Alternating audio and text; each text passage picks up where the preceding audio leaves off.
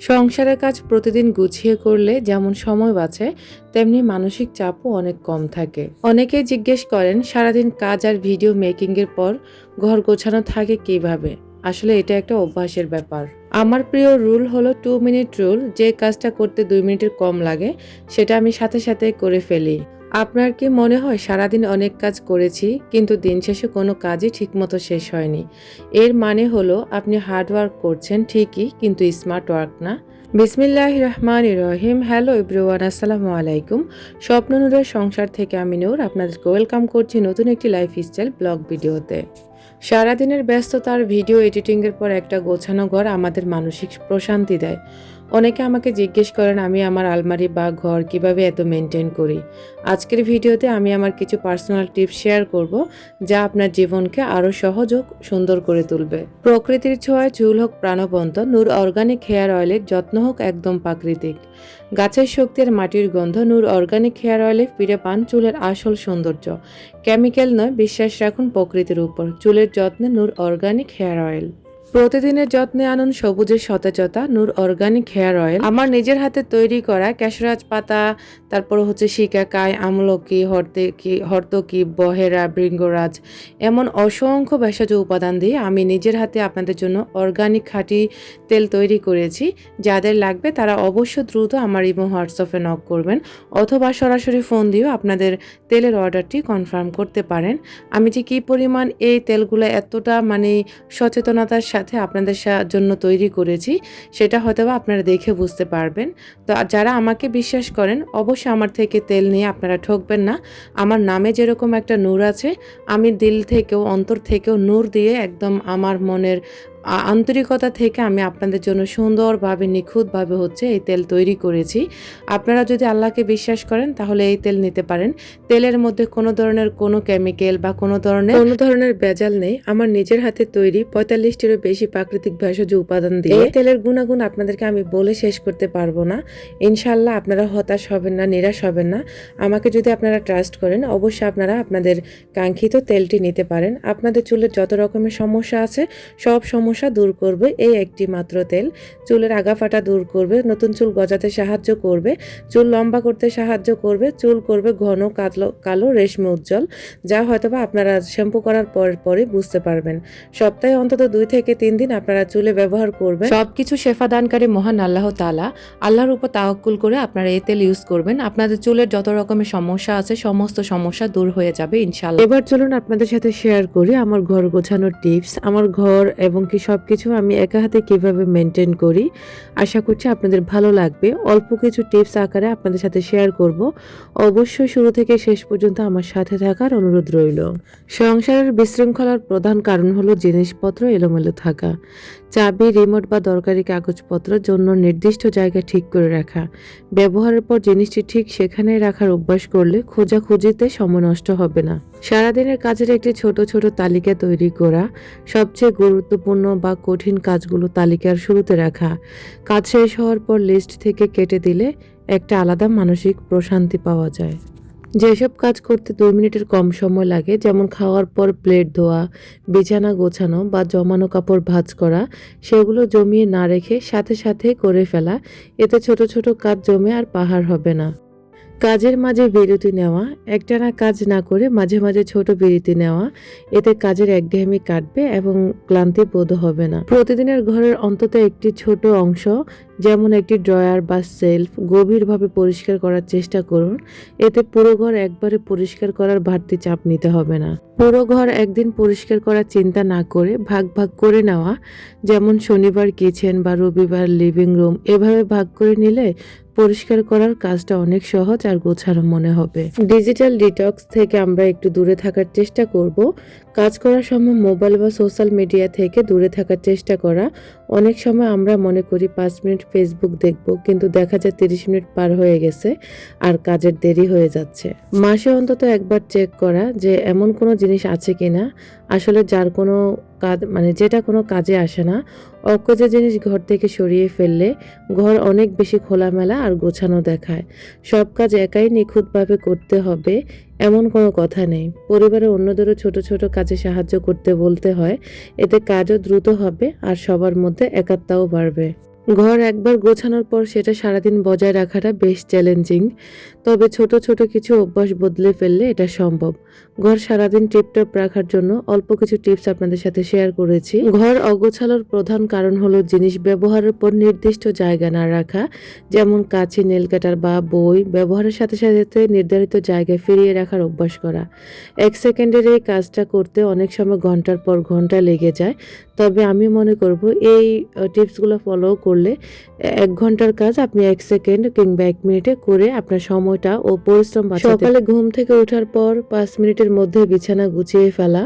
অগোছালো বিছানা পুরো ঘরকে নোংরা দেখায়। বিছানা টানটান থাকলে ঘরের অর্ধেক কাজ এমনিতেই গোছানো মনে হয়। খাওয়ার পরপরই পরিষ্কার। খাবার টেবিল, নোংরা প্লেট বা কিচেনে এঁটো বাসন জমিয়ে না রাখা। খাওয়ার ঠিক পরে ধুয়ে ফেললে ডাইনিং বা কিচেন কখনো অগোছালো লাগবে না। 1 in 1 out রুল। যখনই ঘরে নতুন কোনো জিনিস আনবেন, চেষ্টা করবেন পুরনো বা অপ্রয়োজনীয় জিনিস কিছুটা বের করে দিতে। এতে করে ঘরের জিনিসের সংখ্যা বাড়বে না এবং ঘর সবসময় খোলামেলা থাকবে। রাতে ঘুমানোর আগে অন্তত 5 মিনিট সময় নিয়ে পুরো ঘর একবার চটজলদি দেখে নিন। আপনার কোথায় কি জিনিস ময়লা হয়ে আছে। টেবিলে পড়ে থাকা পানির বোতল সরানো বা ছড়িয়ে থাকা ছোটোখাটো জিনিসগুলো গুছিয়ে রাখা।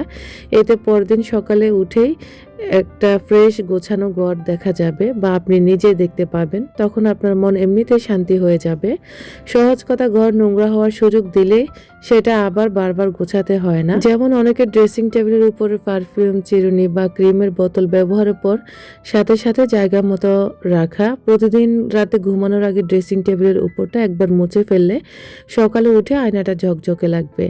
ময়লা কাপড়ের জন্য আলাদা ঝুড়ি বা লন্ড্রি বাস্কেট ব্যবহার করা। সবার ঘরে এক কোণে একটা ঝুড়ি রাখা। বাইরে থেকে এসে বা কাপড় পাল্টানোর সময় সেগুলো চেয়ারে বা বিছানা না রেখে সরাসরি ঝুড়িতে ফেলার অভ্যাস করলে এতে করে ঘর মুহূর্তে পরিষ্কার হয়ে যায়। পরদিন কি রান্না হবে বা কি কি কাজ জরুরি আছে সেটা আগের রাতে ঠিক করে রাখলে সকালে উঠে দিশেহারা হতে হয় না। দরকারি জিনিসগুলো গুছিয়ে রাখলে কাজের গতি বেড়ে যায়। আমাদের অনেকেরই এই অভ্যাসটা বেশি থাকে। আমাদের অভ্যাস থাকে বাইরের থেকে এসে ব্যাগ, তোয়ালে বা ইস্ত্রি করা কাপড় বিছানার উপর রেখে দেওয়া। এটা করলে ঘর অগোছালো দেখায়। নিয়ম করবেন বিছানা শুধু ঘুমানোর জন্য, ওখানে কাপড় বা অন্য কিছু জমতে দিবেন না। শোবার ঘর বা বেডরুম হলো বিশ্রামের জায়গা, তাই এটা অগোছালো থাকলে মনের উপরও চাপ পড়ে। শোবার ঘরে সারাদিন পরিপাটি রাখার জন্য অল্প কিছু টিপস মানলে আপনার ঘর থাকবে আপনার মনের মতো গোছানো, পরিপাটি। সব ক্ষেত্রে না হলেও কিছু ক্ষেত্রে এটা দারুণ কাজ করে। যেমন রান্না বসিয়ে দিয়ে পাশের সিঙ্কে থাকা বাসনগুলো ধুয়ে ফেলা। সব কাপড় একসাথে না রেখে আলাদা আলাদা ভাগে ভাগ করে রাখা। যেমন একদিকে ঘরোয়া পোশাক, অন্যদিকে বাইরে যাওয়ার কাপড় বা ফর্মাল ড্রেস। ছোট জিনিস যেমন মোজা, রুমাল বা ছোট ছোট জিনিসপত্র রাখার জন্য ছোট ঝুড়ি বা অর্গানাইজার ব্যবহার করতে পারেন। আমি সাধারণত কঠিন কাজগুলো সকালে শেষ করি, কারণ তখন মাথায় অনেক এনার্জি বেশি থাকে। আর ঘরের কাজগুলো করি ফাঁকে ফাঁকে, কাজের ফাঁকে ফাঁকে বিরতি হিসেবে। এতে শরীর আর মন দুটোই সচল থাকে। একটা আপনাদেরকে প্রো টিপস দিই, যেমন কাজ করতে করতে গান বা কোনো পডকাস্ট শুনলে বোরিং কাজগুলো অনেক জলদি শেষ হয়ে যায়। তো আমি মনে করব আপনারা কোনো গান বা পডকাস্ট না শুনে আপনারা কোরআন তেলাওয়াত চালু করে দেবেন কিংবা দুরূদে ইব্রাহিমের আমলটা করবেন। দেখবেন আপনাদের মানসিক একটা প্রশান্তি চলে আসবে, আপনার কাজও হয়ে যাবে এবং আপনার মনে যে দুশ্চিন্তা, হতাশা বা যা থাকে সবগুলো এক নিমিষেই চলে যাবে ইনশাল্লাহ। পুরো ঘর একসাথে গোছানোর দরকার নেই, শুধু একটা ড্রয়ার বা একটা টেবিলের একটা কোণ দিয়ে শুরু করুন। ছোট ছোট পরিবর্তনে বড় সাফল্যের দিকে নিয়ে যান। দামি আসবাবপত্র থাকলে ঘর সুন্দর হয় না, বরং একটি পরিষ্কার ও পরিপাটি ঘরই সবচেয়ে বেশি আকর্ষণীয়। ঘর গোছানো মানে শুধু ঘর পরিষ্কার করা নয়, বরং নিজের মন এবং চারপাশকে নতুন করে সাজিয়ে তোলা। যখন চারপাশ পরিপাটি থাকে তখন কাজ করার উৎসাহ এবং মানসিক শান্তি দুটাই বেড়ে যায়। অপ্রয়োজনীয় জিনিস ত্যাগ করা। ঘর গোছানো মানে অপ্রয়োজনীয় জিনিসগুলোকে বিদায় জানানো। জীবন থেকে যেমন নেতিবাচকতা সরাতে হয়, তেমনি ঘর থেকেও অপ্রয়োজনীয় জিনিস সরালে নতুন জায়গা তৈরি হয়। শান্তির ঠিকানা। সারাদিনের ক্লান্তি শেষে যখন একটি গোছানো ঘরে প্রবেশ করি তখন মন এমনিতেই শান্ত হয়ে যায়। নিজের ঘরকে নিজের জন্য একটি আলাদা প্রশান্তির জায়গা হিসেবে গড়ে তুলি। আপনার চারপাশ যখন পরিষ্কার থাকে তখন তার চিন্তা ভাবনাগুলো অনেক বেশি স্বচ্ছ হয়। কাজের মনোযোগ বাড়াতে গোছানো টেবিলের কোনো বিকল্প নেই। নিজেকে ভালোবাসা, নিজের থাকার জায়গাটা গুছিয়ে রাখা মানে নিজের প্রতি যত্ন নেওয়া। আপনি যেখানেই থাকবেন সেই জায়গাটা সুন্দর রাখার অধিকার আপনার নিজেরই। যখন খুব অলসতা লাগবে তখন নিজেকে বলবেন, আমি মাত্র 10 মিনিট গোছাবো। দেখবেন একবার শুরু করলে সেই 10 মিনিটে অনেক কাজ হয়ে গেছে। তো শৃঙ্খলা মানুষের আত্মবিশ্বাস বাড়ায়। ঘর গোছানো ছোট কাজ মনে হলেও এটি আপনার ভেতরে একটি শৃঙ্খলার অভ্যাস তৈরি করে, যা জীবনের অন্য সব ক্ষেত্রে কাজে লাগে। পজিটিভ এনার্জি, বিশ্বাস করা হয় যে অপরিষ্কার জায়গায় নেতিবাচক শক্তি জমে থাকে। ঘর ঝেড়ে মুছে পরিষ্কার করলে ঘরে পজিটিভ এনার্জি বা ইতিবাচক পরিবেশ তৈরি হয়। মনে রাখবেন, ঘর গোছানো কোনো শাস্তি নয়, বরং এটা আপনার জীবনকে আরো সহজ করার একটা উপায়। এখনই উঠে পড়ুন, লেগে যান, দেখবেন কাজ শেষ হয়ে মনটা কতটা ফুরফুরে লাগবে। আমরা সাধারণত বাসায় মেহমান আসবে শুনলে ঘর গোছাই, কিন্তু মনে রাখবেন আপনি নিজেই তো আপনার ঘরের সবচেয়ে গুরুত্বপূর্ণ অতিথি। নিজের ভালোর জন্য ঘর গোছানো সব থেকে বড় মোটিভেশন। কাজের গতি বাড়ানো, ঘর গোছানো থাকলে প্রয়োজনীয় জিনিস হাতের কাছেই পাওয়া যায়। এতে সময় বাঁচে এবং অহেতুক মেজাজ খারাপ হওয়া থেকে মুক্তি পাওয়া যায়। সাফল্য ছোট শুরু। বিশ্বের অনেক সফল ব্যক্তি মনে করেন দিনের শুরুতে নিজের বিছানা গুছিয়ে রাখা মানে হলো দিনের প্রথম যুদ্ধে জয়লাভ করা।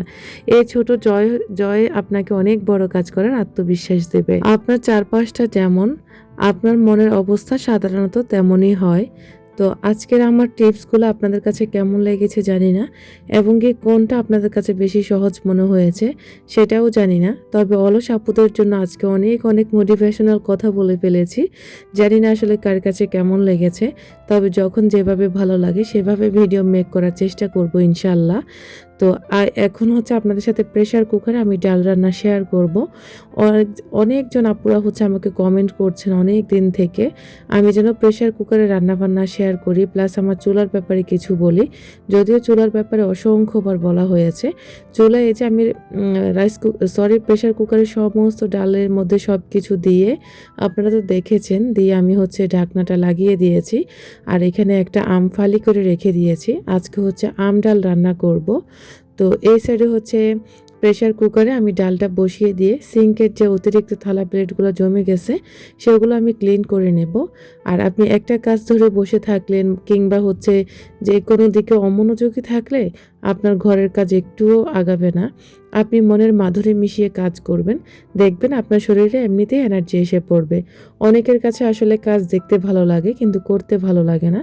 আপনারা শুধুমাত্র শুরু করুন, একবার দেখুন আপনারা কত সহজে সব কিছু করে ফেলতেছেন। এরকম আমার কাছে অসংখ্য কাজ কঠিন মনে হতো, যেটা আমি সাহস করে ফেলেছি। সেটা তখন থেকে আমার কাছে এই পর্যন্ত সহজই মনে হয়। আর এখন বিশ্বাস করেন, আমি কাজ ছাড়া কিন্তু একটা দিনও ভালো থাকতে পারি না। আমার শরীর যদি ভালো থাকে আমি জীবনও শুয়ে বসে থাকি না। এটা আমার অভ্যাস। আমার ভালো লাগে কাজ করতে, গোছাতে। তো আপনিও শুরু করুন, ইনশাল্লাহ আপনিও হচ্ছে আপনার সব কিছু আপনার নিজের মতো করে সাজিয়ে গুছিয়ে রাখতে পারবেন। আর প্রতিটা সংসারে হচ্ছে যে যার সংসারের রানী, তো আপনি হচ্ছেন সংসারের একজন কর্ত্রী। আপনি চাইলে সব কিছু আপনার নিজের মতো করে মেনটেন করতে পারবেন। থাকা লাগবে শুধুমাত্র ইচ্ছা শক্তি। যার ইচ্ছা শক্তি নেই সে কোনো কিছুতেই উপরে উঠতে পারে না কিংবা এগোতে পারে না। এই যে দেখলেন আমি কত সুন্দরভাবে সব কিছু সহজে করছি। এদিক দিয়ে আমি প্রেশার কুকারে ডাল বসিয়ে দিয়ে সিঙ্কের সমস্ত থালা প্লেট ধুয়ে যার যার জায়গায় রেখে দিলাম। আমি কিন্তু আজকে পুরো ঘর গুছিয়ে তারপরে হচ্ছে রান্না বান্না করতে এসেছি। আজকে কিন্তু আমার মেজাজ খুব ফুরফুরে, কারণ হচ্ছে ঘর গোছানো মানে হচ্ছে আলাদা একটা শান্তি, যেটা হয়তোবা আপনাদের সাথে এতক্ষণ আমি বলেছি। তো এখন হচ্ছে আমি হেলেন্সা শাক কেটে হচ্ছে পরিষ্কার করে নেব। এই সাইড দিয়ে হচ্ছে আমার ডাল একদম সিদ্ধ হয়ে গেছে, মাত্র একটা সিটি দিয়েছি। আর আপনি চাইলে একটা সিটি দিয়ে চুলাটা অফ করে রাখতে পারেন। প্রেশার কুকারের যে ভিতরে প্রেশারটা থাকে ওই প্রেশারে হচ্ছে ডাল সিদ্ধ হয়ে যায়। আর ডাল এখন হচ্ছে আমি একটু আবারও পানি দিলাম, কারণ যেহেতু আমাদের জন্য এটা 2-3 বেলার ডাল হবে, এ কারণে আরও পানি দিয়ে আর আমার আগে থেকে কেটে রাখা আমটা দিয়ে আমি হচ্ছে এখন আবারও জাল করে নেব। ডালের মজা কিন্তু জালে, যত বেশি জাল করবেন ডাল ততটাই মজা লাগবে। তো আমি হচ্ছে এখন ঢাকনাটা লাগিয়ে এখন চলে যাব আবারও সিঙ্কে গিয়ে হচ্ছে আমি এই যে শাকগুলো কেটে বেছে নিয়েছি আর এই কাজগুলো কতটা নিখুঁতভাবে করি সেটা যদি আপনারা দেখতে পেতেন সরাসরি তাহলে বুঝতে পারতেন, কারণ এই কাজগুলো করতেও ধৈর্য সহ্য লাগে। আর এই শাকগুলো হচ্ছে আমার হাজব্যান্ডের খুবই প্রিয় একটা শাক, আর সে হচ্ছে শাক ভাজি খেতে খুবই ইচ্ছা করতেছে। মানে আমি তো শাক প্রতিদিনই আনি, যেহেতু আরাফকে নিয়ে আমি প্রতিদিন বাইরে যাই, এ কারণে ভ্যান থেকে আমি শাক নিয়ে আসি। মানে যেই শাকগুলো ভাজি করে খাওয়া যাবে কিংবা হচ্ছে ডাল দিয়ে রান্না করা যাবে, ওই হচ্ছে শাকগুলো প্রতিদিন আমাদের খাবারের মেনুতে রাখার চেষ্টা করি।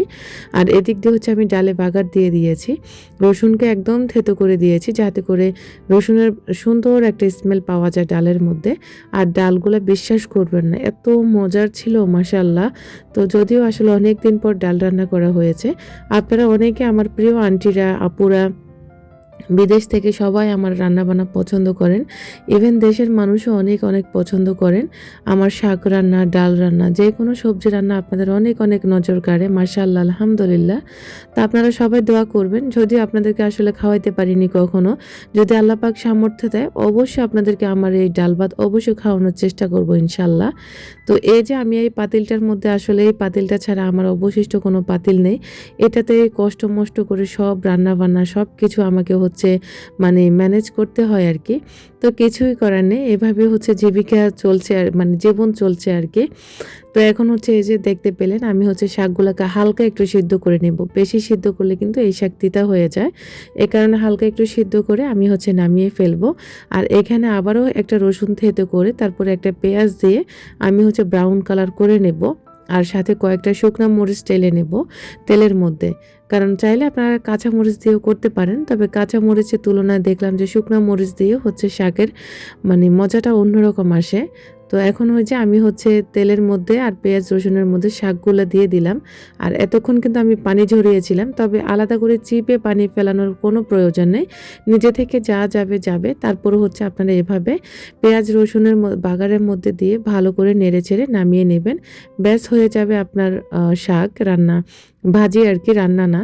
তো এবার হচ্ছে আমি উপর থেকে কিছু কাঁচা মানে সরি শুকনো মরিচ হচ্ছে উপর থেকে আমি ভেঙে দেব, আর কিছু আস্ত রাখবো, যার যেরকম সুবিধা হবে সে সেরকমই খাবে। অনেকে মনে করেন আমরা অনেক ঝাল খাই, কিন্তু না, আমাদের মরিচগুলোতে ঝাল খুবই কম, এ কারণে আপনাদের কাছে বেশি মনে হয়, আর এই কারণে আমি বেশিও দিই, কারণ শাকের সাথে কিছু কিছু আইটেমের সাথে মরিচটা একটু বেশি প্রয়োজন হয়। তো আমার আজকের রান্নাবান্না, ঘর গোছানো, কাজের টিপস আপনাদের কাছে কেমন লেগেছে অবশ্যই আমার প্রিয় প্রিয় মানুষগুলো আমাকে কমেন্ট করে বেশি বেশি করে উৎসাহ দেবে। আর হ্যাঁ, প্লিজ একটি লাইক দিয়ে ভিডিওটা কন্টিনিউ করুন। আজকের মতো এখানেই বিদায় নিচ্ছি। আল্লাহ হাফেজ, আসসালামু আলাইকুম।